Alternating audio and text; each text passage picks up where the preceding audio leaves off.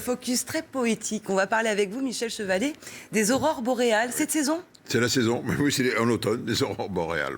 Alors ça mérite une petite explication. Les aurores boréales, c'est un beau spectacle, les grandes draperies dans le ciel, le verdâtre. Alors, petite explication, on va regarder ça en image, c'est comment ça marche, comment ça pourrait. Alors on voit d'abord les aurores boréales, elles ont été filmées ici en accéléré pour vous montrer la déformation qui est suivant le champ magnétique. C'est pris depuis un bateau en Finlande.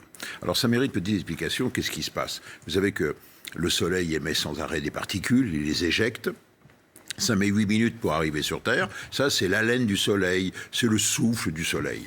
Et ces particules, par moments, sont beaucoup plus violentes. Lorsque le soleil est en crise, il y a des éruptions solaires. C'est les flammes du soleil que l'on appelle, qui montent très haut. Et là, ce sont des torrents de particules qui irriguent tout l'univers, mais qui atteignent la Terre. Or, fort heureusement, la Terre, elle est protégée par un double cocon. Un, son atmosphère, et deux, un champ magnétique, un aimant avec un pôle nord, pôle sud.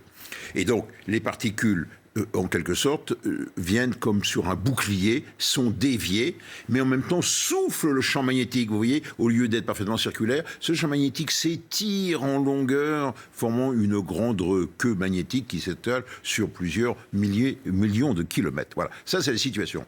Donc, vous avez... On est protégé. Pas tout à fait, parce que regardez, là où le champ magnétique descend jusqu'au sol, au pôle sud et nord, les particules arrivent à pénétrer. En pénétrant, elles s'enroulent en spirale.